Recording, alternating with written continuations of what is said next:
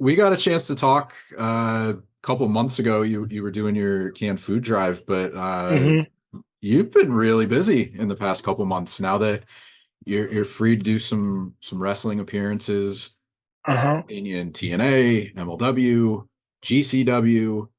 I think there's some other three-letter acronyms in between there that Yeah. I'm missing. I'm avoiding saying them because I don't want to screw it up. But was it? Yeah, screw it. Was it CCW? There you CCW. go. Okay. I didn't want to. I'm also I'm also at NWA this weekend. I'm everywhere, man. All right. So we'll cover a little bit of everything, but first things first, MLW Intimidation Games is Thursday, February 29th, leap year, leap day. hmm You're going to be facing Mr. Thomas, this Bomaye Fight Club versus WTF thing sort of continuing.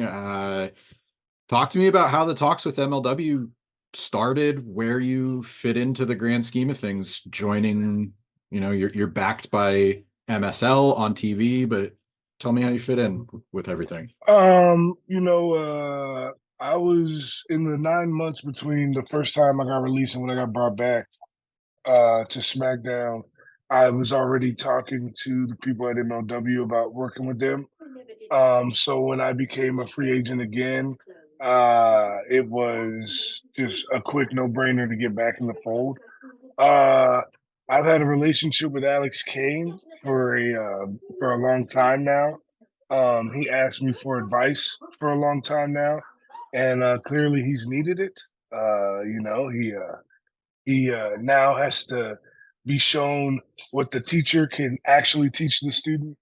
As my dad used to say, I taught him everything he knows, not everything I know. So I'm very much looking forward to going up against Alex eventually down the road. But Mr. Thomas, I'm gonna slap him around this weekend.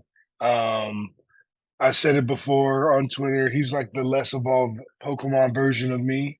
Like if you were to add a Firestone to Mr. Thomas, is how you would make me. I'm the Charizard to his Charmeleon. So and Ricochet would be Charmander. So we have that in common. And I'm gonna show him who the big boss is this weekend or on Thursday. Sorry.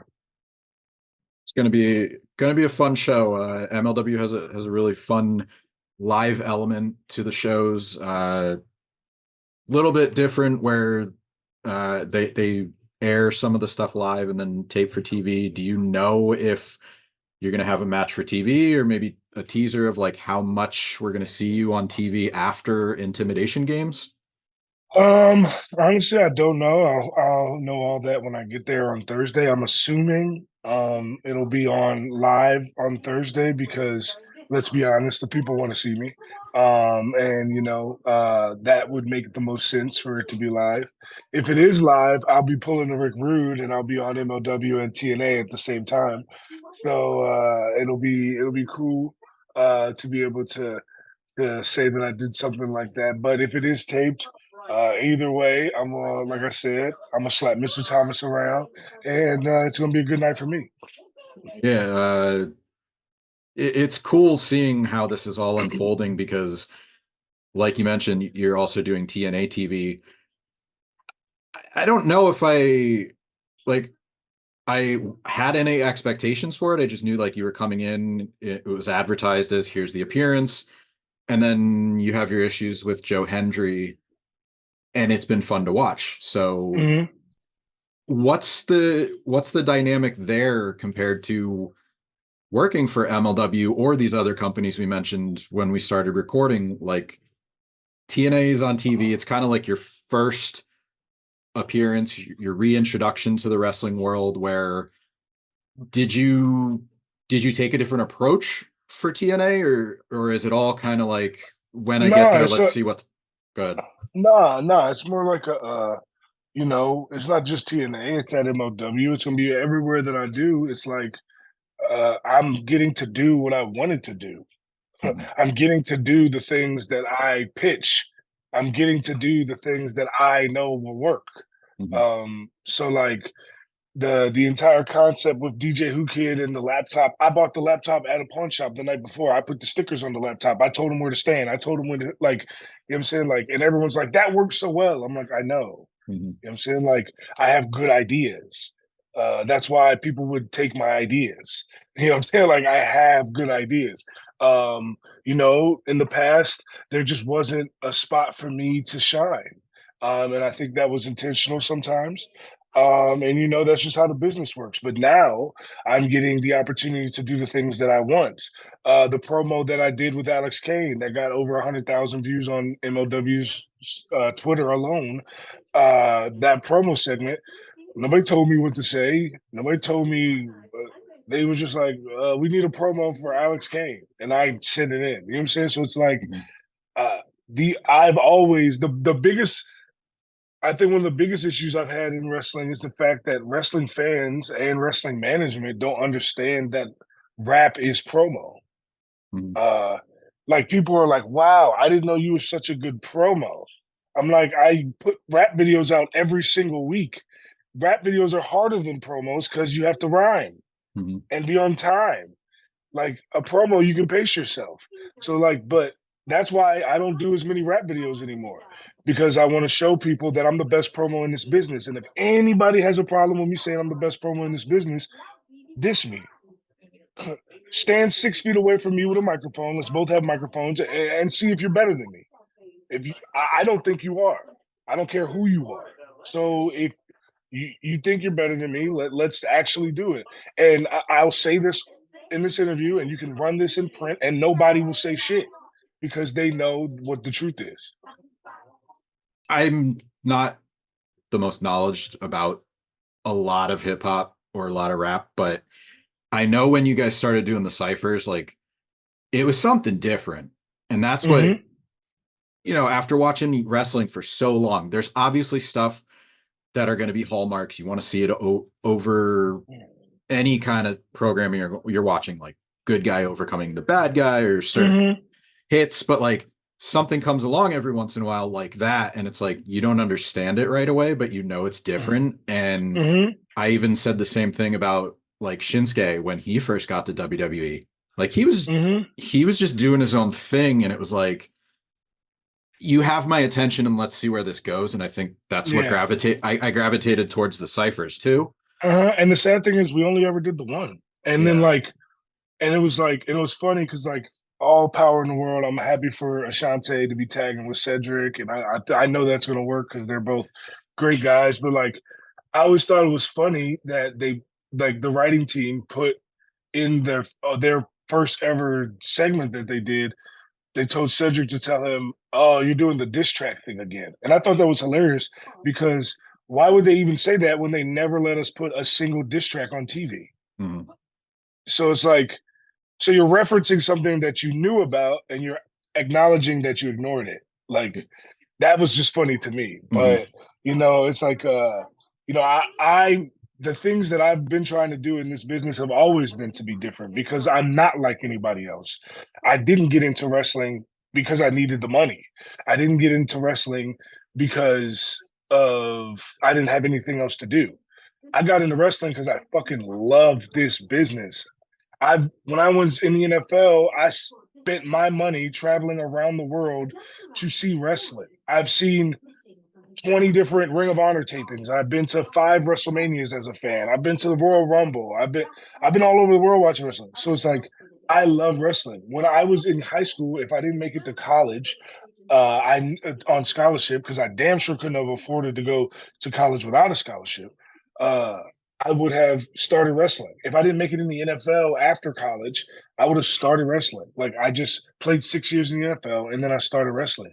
I moved to Orlando 2 years before my NFL career was even up because I knew whenever my football career ended, I was going to want to be at the PC. You know what I'm Mhm. saying? So it's like I have love in my heart for this business and I don't want to be like anything else because Mhm. I'm not like anything else. I don't look like anything else. When I walk in a room, you don't see me and say, you know, he's a lot like that doesn't happen.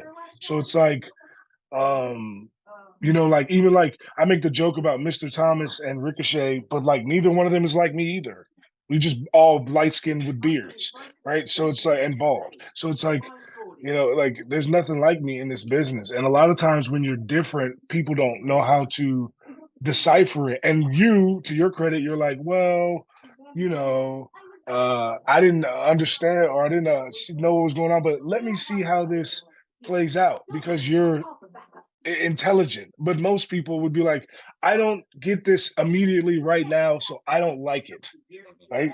Which is fine because I'm trying to be a heel. You know what I'm saying? Yeah. Like, but at the end of the day, that's how a lot of reactions are.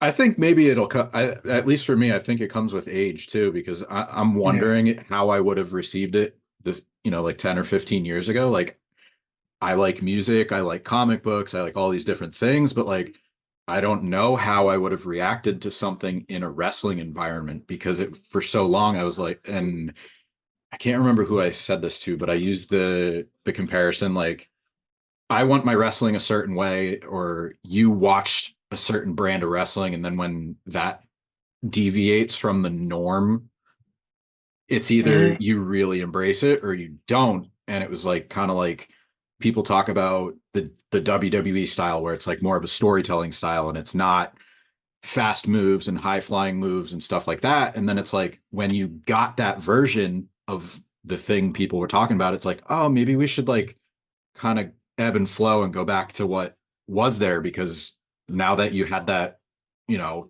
like instead of having like one finisher or two finishers a match, now the whole thing, the last 3 minutes of a match is going insane, and you're like, oh, it's not as special anymore. So Mm. And yeah, for me, I like when it comes to like what you just said about matches and whatnot. Like, I don't believe in the like I wrestle like an '80s heel. Um, I actually listen to the crowd and what they say. I don't run a spot because I know the spot is coming up. Like I'm gonna let things breathe. Um, and a lot of times it's like, especially now, it's like that makes my matches so different than everybody else's because nobody's doing that. You know what I'm saying? And like why would why would I try to wrestle like Speedball, Mike Bailey, when A I can't, and B if I did it would be a disservice when mhm. I can wrestle the exact opposite, and then everybody's like, oh, you both are good. You know what I'm saying? Yeah. Like, but I try to stand out as much as I can. Somebody once said, and it's funny I'm bringing up Ricochet again, but somebody I can't remember who it was, but I was training. I want to say it might have been Jay Rios. He said Ricochet's already signed, so like you're not gonna get over because you can do cool moves. He can already do them all. You know what I'm saying? Like Yeah. he already exists. So like you got to find a way to stand out. And to me, it's like character shit. It's taking your time. It's telling a story within a match. It's Easter eggs. Mm. It's actually listening to the crowd. When you see my match on Thursday at MLW and my match at TNA on Thursday, like it was one thing I'm going to do is listen to what the crowd is saying. I'm going to play into the crowd because that's why you're there. Like John Cena told us that when we told Hero that he was like, "Look, man, these people paid their money to come here, interact with them. Like, no matter what the producers and all the higher ups are saying, make sure there's a million people at home. Make sure you watch. Yeah, you got to work the hard cam, but the crowd is there. You don't ignore the people in the building. That's how you get ignored. You know what I'm saying? Like, Yeah. Yeah. And Ricochet's the one and only. So literally. why literally like why are you gonna try to replicate that? Yeah, exactly. I do want to try to make this comparison because obviously you spent 6 years in the NFL. A Hmm. lot of the time you hear people talking about trying to tune out the crowd, especially if you're on the road. Hmm. How much of a learning curve, or how much of a difficulty was it going from that environment where you're trying to tune it out and trying to ignore it versus what you're talking about now where you're making sure you're trying to embrace what the crowd wants and trying to work based on how they're reacting to you? It really, honestly, that's a good question. Nobody's ever asked me that question, but honestly, there wasn't a learning curve because Um, when you're in the football field, like, yeah, the crowd might be loud, but they're usually not in like, at least in America, they're not like in cohesive chants. You know what I'm Mhm. saying? Like it's just noise. You know what I'm saying? So it's like it's easy to tune that out. And like in wrestling, majority of the time, unless they're like popping for a move or popping for the finish, like if they're making noise, it's like cohesive chants you can hear. You know what I'm saying? Mhm. AJ sucks. AJ sucks. Like they don't really do that in football. So it's like it's really just being comfortable enough to like take your time. A lot of people work through their pops, which I learned a lot. You know, what I'm saying? Is like I could know that I'm supposed to be doing something right now. Like for example, if I'm let's say I'm cutting myself off, like I know I'm about to cut myself off, like I'm gonna hit the post or I'm gonna eat the turnbuckle. Like I know that that's coming, and I hear people chanting. Like I know my opponent's not gonna move until I run at them. So like if I hear people chanting, I'm gonna take all of that in before I run, so that I'm mad, and then when I charge and I miss, it's yeah. But like a lot of people are like, okay, I'm supposed to do the splash now. He set up, let's go. Like that's not how I operate. Like I need to feel the crowd. Mhm. I know you had some help a couple weeks ago, and I'm going to stress because you called it out. Your former teammate and best friend, Brent Grimes, Mm-hmm. not just NFL player, former roommate or former teammate, and Roommate too. Yeah, I used to live okay, with him when we were on the Buccaneers. We lived together too. okay, former teammate, roommate, and best friend. You had him in CCW. It's Is funny you he said that because he literally, I just had to send him the voicemail. He just called during this interview just now. But okay? Uh, is he a guy that you'd maybe want to bring along with you to whether it's TNA, MLW? Is he like a guy that you think could wrestle like a full match? That oh, absolutely. Me and him have already had those conversations. Mhm. For the longest time, when I first started wrestling, he actually came to train with me at CCW when I before. Mhm. Um, and like but he was still like deciding whether he wanted to still play football or not. Even as late as last year, he Mhm. had offers to play, and it just for him, he's made so much money in his career. He's like the fact of him leaving his house for 6 months to go play somewhere, he's just not like he's just like I'm cool, man. I don't want to do Yeah. that. He's got a 13-year-old son, you know, what I'm saying, who's like a tennis prodigy. He wants to be around for his son, so it's like, all right, cool. Like I don't want to do that. But CCW is in South Florida where he lives, so he's actually been at all my shows in CCW. Like every single show I've ever had at CCW, he's been there in the crowd. Um, so I finally was like, even though he's trained with me before, I finally and he actually at Sausage Castle Wrestling, he was part of the Row, which when I got to WWE, obviously ended up becoming Hit Row. So like he's done things with me before, but you know, he finally got a chance to do them with me at CCW and help me get the win. And we've already been talking about him getting involved in a match. Brent is arguably the most athletic person I've ever met. And I played in the NFL, so that's saying a lot.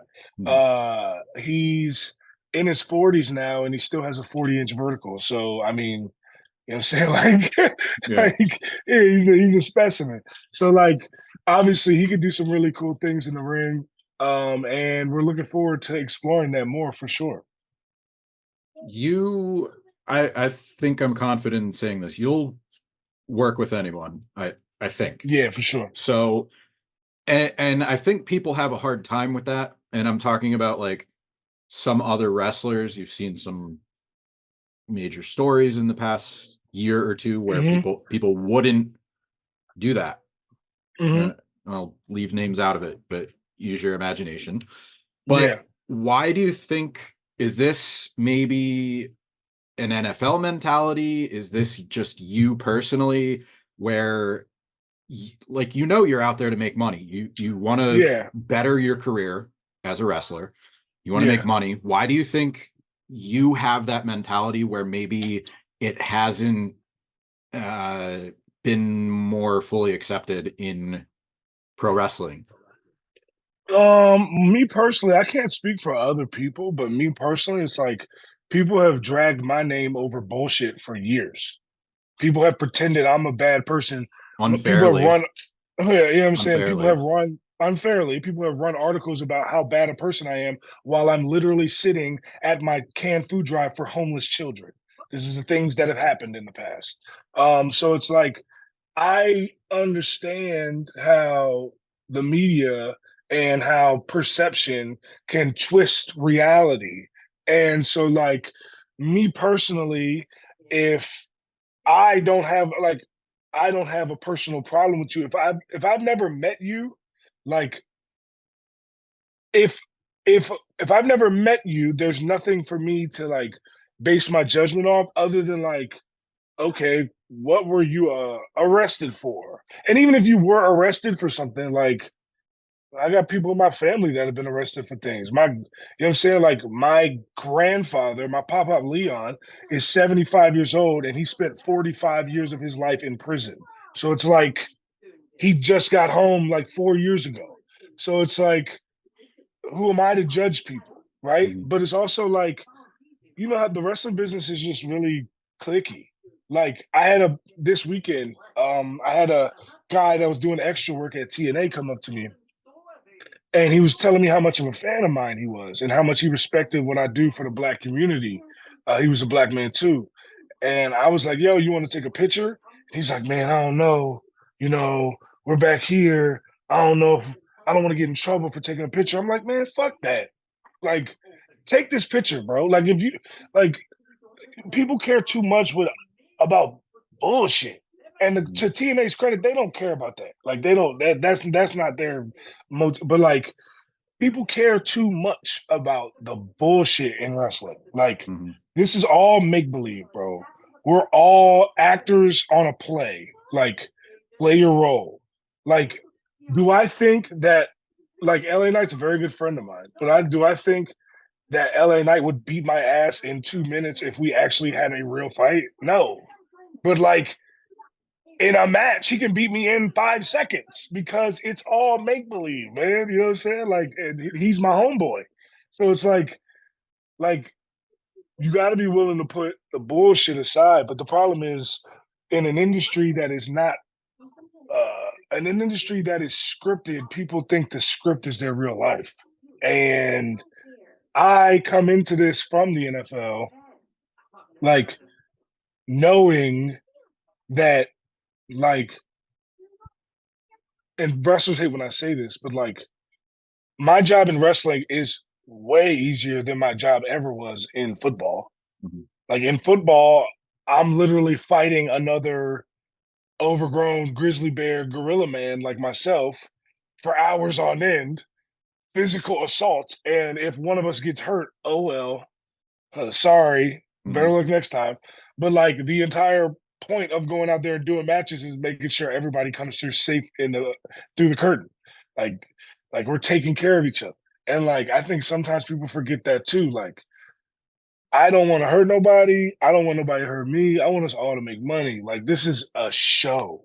Like let's be actors. Mhm. Like there's a reason why so many people transition from wrestling into Hollywood. It's because Hollywood you get more than one take.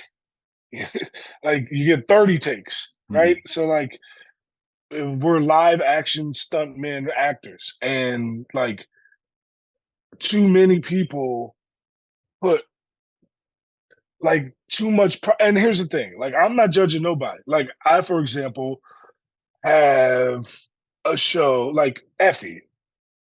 Hold on, I'm getting another call. Sorry. Okay. Effie, for example, one of my favorite people in wrestling, right? Mhm. I also have a relationship with Matt Riddle. We worked together in WWE for a long time and we have hung out many times. Like I asked Effie, would he do a show with Matt Riddle? And he said, absolutely not. That's his perspective. Mhm. Like I'm going to be on MLW with Matt Riddle this weekend. You know what I'm saying? Like, Mhm. and I've been on GCW with Effie. You know what I'm saying? So like, if other people want to take those stances, that is their prerogative to do it. And I'm not one to judge who anybody wants to work with. Mhm. But that ain't got no bearing on me. Like, I'll work with anybody. If Mhm. Ryback wants a match, I'll slap his bald head. Okay? Like, Mhm. it's just that simple. Like, I don't believe people tried to blacklist me over some bullshit. So why would I ever, knowing that, act like that? You know what I'm saying? Yeah. Yeah. And not for nothing. I know you've already addressed it and said that, and I agree with you. It's kind of unfair how people sort of pigeonholed you, or I don't know if that's the right way to do it, but Yeah. Yeah. they ran with a story, and I said at the time, I was like, I know you're not like that. I know it's, you know, take it with a grain of salt, or maybe even And the crazy less. thing is, this story that it was ran is like, this is all hearsay. Like, Mhm. nobody's ever said, this is what I said there before the interview. What have I ever done? Tell me. I would love for someone to tell me what I ever done. Mhm. You see, people say I'm hard to work with. Oh, I'm hard to work with. Isn't that what they said about Keith Lee? Like, isn't that what they said about million wrestlers? Like, that's fucking bullshit. Like, there's no one person can be like, this is why I Yeah. actually believe that. You see what I'm saying? No one could say, this is why I believe that, this is why that happened. And I dare someone to come out and say it. I Mhm. dare someone to find the thing that I do. Because if you ask anyone who's ever actually worked with me, they would never say that. Yeah. And I know the story you're talking about. It was like Keith Lee got released, and it was like, oh, he has attitude issues. It's like, okay, like where's this coming Yeah. from? So did Leo Rush. Obviously, me and Leo Rush and Keith Lee are the only wrestlers ever to have attitude issues in the history of wrestling. Obviously. Mhm. Uh, Meanwhile, yeah. there's literally an entire documentary series on Vice about all the terrible attitudes that people have had in wrestling and the things that they've done. And no one at the time was like, oh man, that might be out of character for you to be doing all this shit. Mhm. Exactly. I Very mean, interesting how that works. look on a larger scale. You have CM Punk, Hmm. who look how he left WWE, and regardless of Look how whose he fault it acted was, when he would look he's how he back. acted when he was gone. Yeah. Like, look at the things he said and did when he was gone, and he's back. You know what I'm saying? Like, do I? I've already had the conversations with Hunter. Hunter already told me himself the door's not closed. But at the end of the day, it's like, I like to go where I'm wanted. Mhm. I'm wanted at MLW. I'm wanted at TNA. I'm wanted at NWA. People want me to be there to do the things that they know that I can do. I'm not just an ancillary character, and I never have been. And I'm tired of being treated like that. I'm a star, and now I'm on my process of showing you I'm a star. Think about all the other guys that are killing it right now on the indies, the Mustafa Ali's, the Matt Cardonas, these guys that are making a killing on the indies, right? The Matt Riddles. All these guys, for the most part, have been wrestling way longer than me. You know what I'm saying? All these guys, for the most part, have had way more matches than me, even like on the indies, like since December. Like, the buzz I've created in the amount of matches I've had is crazy. Mhm. You know what I'm saying? Like I just had my first match in TNA this weekend, and I've been on that was my sixth TNA show. So the amount of buzz I was able to create without the matches, I mean, that's something special. There's people give a damn what I do. Mhm. People care what I do and where I go. I That's mean, always been the case. That's why I can make a joke about sneakers and hurt and have half of wrestling butt hurt. yeah, I remember the firestorm that resulted from that. Exactly, because people care what I say. You know what Mhm. I'm saying? Like, and they have for years. Like, and they will continue to. Today, an article ran about the Cam Newton fight at his camp yesterday, and one of the like tweets that is in the article of people talking about it is me. Mhm. Nobody else in wrestling is involved. It's all, you know what I'm saying? Yeah. Former football players, pro bowlers, me and Will Compton. You know what I'm saying? Like, you know what I'm saying? Like, I have a bigger reach than just wrestling, and that's honestly why I think a lot of people in wrestling don't like me. It's because like when I got the A&E Most Wanted Treasures gig, people assumed I got the gig because I was handpicked by WWE, when in fact WWE didn't want me to get the gig because I hadn't been on TV yet. The only reason I got the gig is because A&E and the production company knew that I had 10 years of hosting experience on television. Mhm. And I just happened to be at the PC. You know what I'm saying? Yeah. But that's the thing, is that like people are intimidated by the amount, like whenever, perfect example, when West Side Gun came to TNA this past weekend, like he came there and everybody was trying to take pictures with him and get up to him, and rightfully so. He's a star. Fans in the crowd, people in the back, people want to talk to him. But he wanted to talk to me. Like he wanted to take pictures with me because me and him have had a relationship for years. You know what I'm saying? Like, Mhm.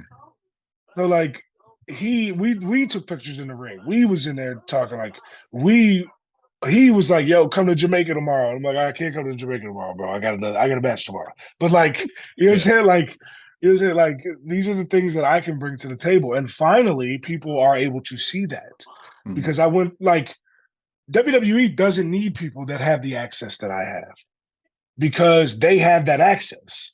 And quite frankly, they have more than me. Like I have a lot of access, but WWE can get anything whenever they want it, whenever they need it. Yeah. All it takes is one phone call. Hey, we're WWE, right? Like that's all they need. So they don't need someone like me that can get in these rooms, go to Super Bowl Media Row, and like I've been on the Pat McAfee show more than anybody not named Roman Reigns or Paul Heyman. You know what I'm saying? Like in wrestling. And that's because me and Pat go back to the NFL. So it's like, see what I'm saying? Like, but these other companies, they do need that exposure. Mhm. They do need people that can get into the mainstream audience. They do need people that people give a damn when they speak. And that's why I'm such a hot commodity, because I can bring something different to the table. Like MLW has a show Thursday in New York. If all it would take for me to is one phone call, if I was there on Wednesday and Thursday morning, I could do media runs at all the television shows and all the radio networks Mhm. off of my own ability. You know what I'm saying? Nobody making that call for me. You know what I'm saying? So it's like these other companies need that level of exposure. They need that level of stardom. And that's what I'm very grateful for, because now I get to show who I really am. Mhm. Now look at the Cheez It Championship.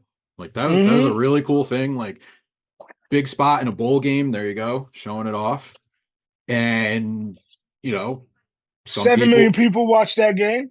some people were like, oh, like, you know, taking digs when they shouldn't have. Like you're in a spot that other people can't be in. And then you bring it to Oh, TV. And then you yeah. know what I mean? Like, yeah, Joe Hendry had some fun at your expense, but it's still Joe Hendry would have something loved that, that. Joe Hendry would have loved that check. but you know what I Joe mean? Hendry.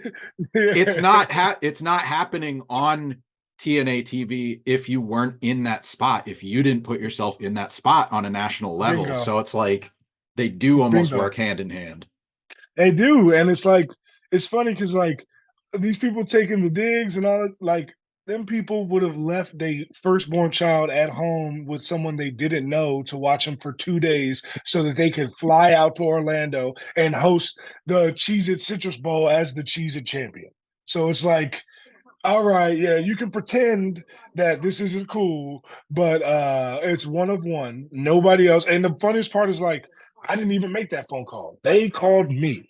Another time where a relationship that I built before wrestling paid off. You know what I'm saying? Like these are things that come to fruition when you put the work in. I've been planting seeds for 15 years. I've been doing TV since I was 17 years old in 2007. So like I've worked at every major network you can name. And a lot of times when I was doing it back then, it was for free. And yeah, I wasn't getting paid to do it, but I was getting paid in experience and networking. So now when a major news story breaks, like, you know how many are like, just because it's not my business and I want to stay out of it, you know how many major networks have contacted me about my opinion on the entire Vince McMahon situation? You see them Yeah. like, I'm just like, hey man, I don't want to. I'm not even in it, man. I don't want to be involved in that shit. So it's like I you know, but like if I was Mr. Vengeful, Mr. Petty, Mr. Asshole, I'd go on there and do it. But that's not me. Like I only do things that I think are going to make me money. I don't get anything out of going somewhere and talking crazy because like I'm in a position now where I get things like a Cheez It sponsorship. You know what I'm saying? Like where all I got to do is stand there and look pretty, and they pay me a lot of money. So it's like, why would I? Why would I give a damn what a Joe Hendry thinks about it or what a wrestling fan X thinks about it when Mhm. they would die for the opportunity to do the things that I've done? You know what I'm saying? I have a couple Even more. this right here, Trill Burgers. This Okay. hat I have on right now. Bun B is the owner of Trill Burgers. Bun B is one of the most iconic, well-known, prolific, legendary rappers in the history of rap.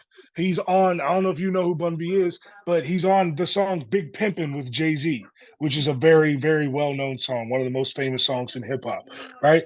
He's been an icon for years. He was part of UGK with Pimp C, and like they're one of the most iconic hip hop groups of all time.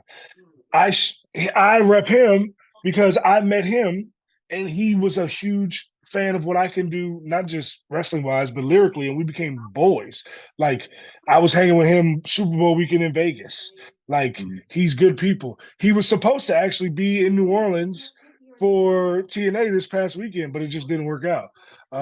So like, but like that's another big sponsorship opportunity that like wrestlers would die to know that Bun B, especially wrestlers from the culture, would die to know that Bun B like supports them Mhm. and wants to work with them. Like I had the infantry from AEW pulled up. And they said that themselves, Carly Barvo and Sean Dean. They were like, "Yo, thank you so much for hooking us up with Bun." Like, I look out for my people, and I always have, and that's why I think people genuinely, like yourself, like genuinely fuck with me. I appreciate you saying that. I do a watch list feature where I try to get match picks, and I want to go back to something you said about how it's, you're on a stage, it's a play. Is there a match that, no matter where it took place, that you really felt like, okay, this is what I set out to do. This is where we really had the crowd. Just one that stands out as a good example of the wrestler you try to be. Yeah, I just had it with Cha Cha Charlie at CCW. The match with where Brent gets involved, which is the second match. Um it's a street fight. That match was also really good. But the first match that we did, which was just a grudge match, it was the biggest show CCW ever had, and it was my first match back from WWE. Mhm. And to me, that's the perfect pick because it's my first match back from WWE, and I spent all of my time in WWE not showing what I was actually capable of. So to then come back first match and have the crowd in the palm of your hand like that, and to work how I know I can work, that match I would say is the one. If you wanted to watch that one, it's me versus Cha Cha Charlie, CCW grudge match. I believe it was It was February 3rd, I think was the date, maybe February 2nd. But it was my first, or am I lying?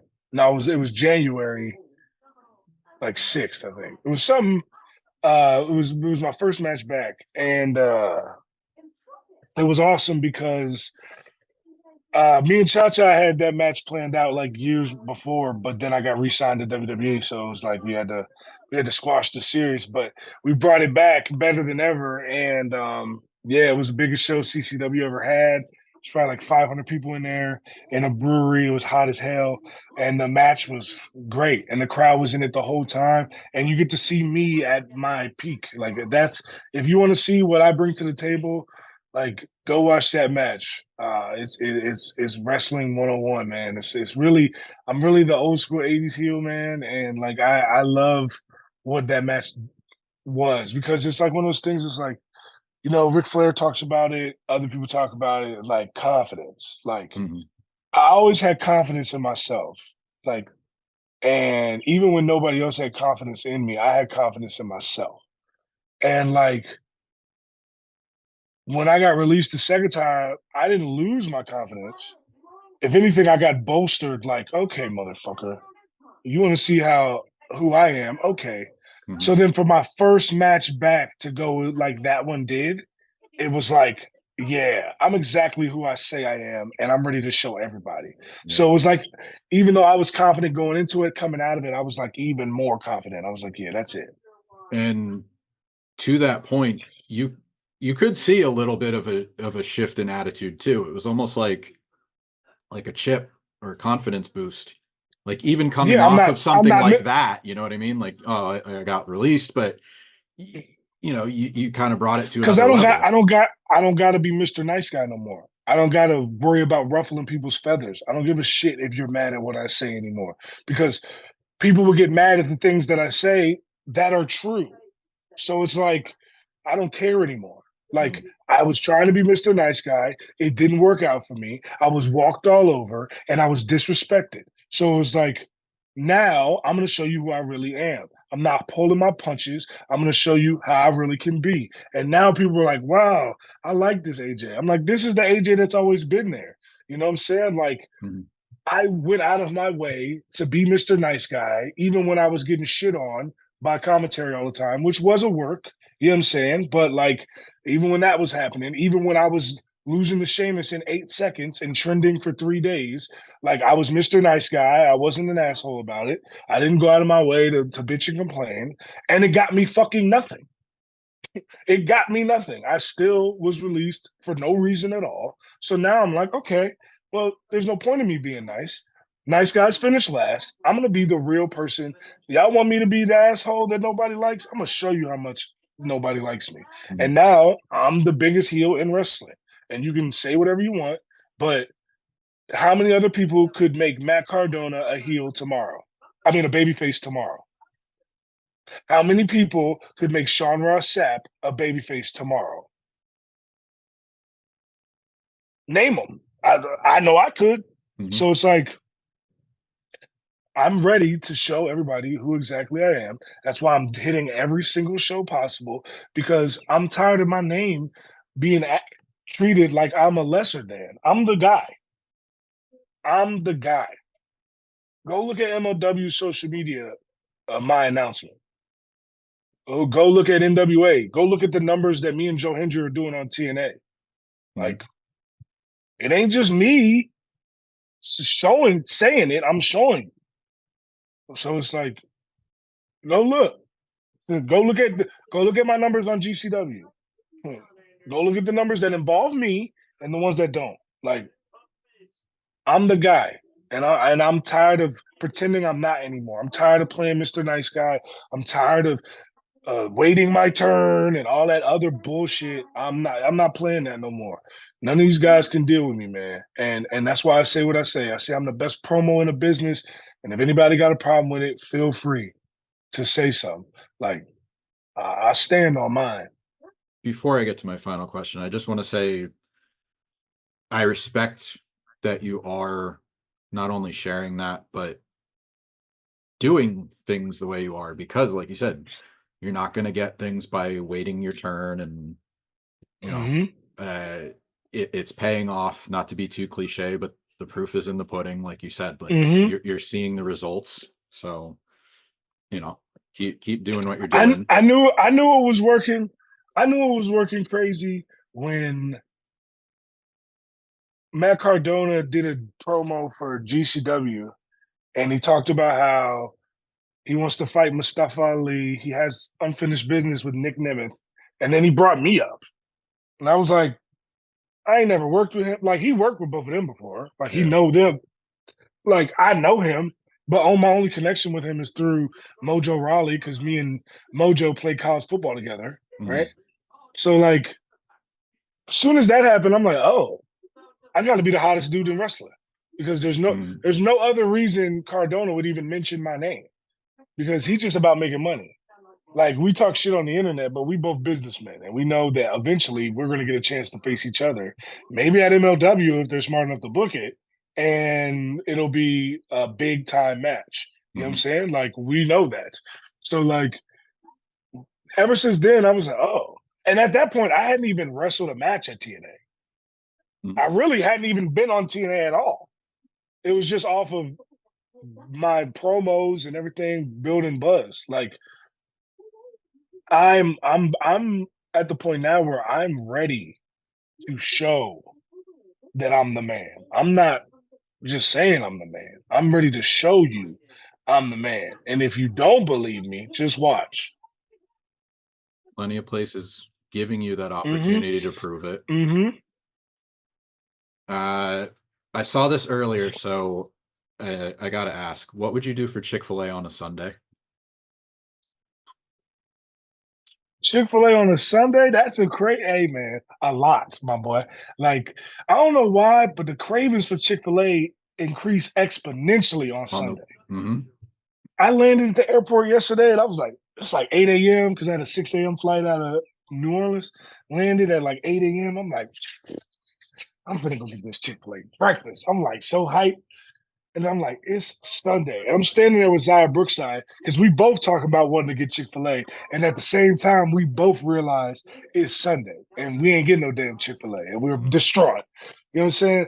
Chick-fil-A on a Sunday, the things that I would do, I would definitely take a ladder bump off a table. If I could, a ladder bump through a table. That same spot Sammy Guevara did, if I could get Chick-fil-A every Sunday for the rest of my life, I would definitely take that spot. No doubt about it. I feel the same way about Four Rivers Barbecue. Ah, okay. There is one of those down here in Orlando that I've been to a couple times. It's pretty good. When I lived there, that was like I never thought like you think of all the barbecue places you can go around the country. Never in my wildest dreams did I think I would like Central Florida barbecue that much, but like I was just down there for the Royal Rumble and I was Uh-huh. like like my plans, it's like, oh, I gotta do media, I gotta go to the event. I was like, I gotta make sure I have time to go to Four Rivers because Man, yeah, I so don't that's how I am when I get to New York this week, I'm going straight to Prince Street Pizza. You know what I'm saying? Mhm, Like it's just there's some places when you get there. When I was in New Orleans this past week, there's a wing place called Chicken and Watermelon that I had to hit. The first thing I did when I got to New Orleans was chicken and watermelon. So it's like mhm, I love that's one thing I love about this business is the like people say the hardest part of the business is the travel. And yeah, it can be hard, but like the opportunities to if you're at least if like you're in a city for a couple days, like you get a chance to do some things. You know what I'm saying? mhm, So like it is annoying when you got to go city to city to city to city back to back to back to back. But like that's one thing I like is being able to get out there and like you said, you land in Orlando, you're like, I gotta hit Four Rivers. It's just like a mhm. given. Yeah. Uh, we talked MLW. We got that February 29th. TNA on Thursdays. Uh, Anything else you want to plug or promote? Anything like in wrestling or outside you have going on? Yeah, you can follow me on all social media at AJ Francis 410. Keep streaming my song "We Outside." It's doing great numbers. Keep streaming the album I got with Tez called "God Is Good." Montez is a hell of an artist, and we put a great project out together. Yeah, both my single and his album are on all streaming platforms. So keep running them numbers up. It looks great. You know what I'm saying? We're having opportunities to do a lot of cool things. So yeah, it's a good time, man. I'm very much looking forward to the next few months because I'm finally getting to show who I really am. Um, and I tried my damnedest to do that in WWE to no avail. Um, Not that I couldn't do it in WWE if I was brought back, or that I couldn't have done it in WWE when I was there. It's all about opportunity. Um, and I didn't get the opportunities that I felt that I deserved, that I felt that Hit Row as a whole deserved. BFAB just was in the Battle Royal a couple weeks ago. She's been ready to wrestle. You know what I'm saying? Tahuti's doing his thing. Ashante's doing his thing with Cedric and the tag team now. Like he's been ready to go. Like he was in a tag team before, might have heard of it. It's called Hit Row. And we could have done we went around the world and had some of the hottest crowds, hottest matches on every card that we did. We could have been doing that. So it's all about opportunity. I'm just grateful that they're both getting opportunities and that I am now getting opportunities. It's sad that I had to leave to get these opportunities, but hey, they're still coming and now they're better than ever because it's all me.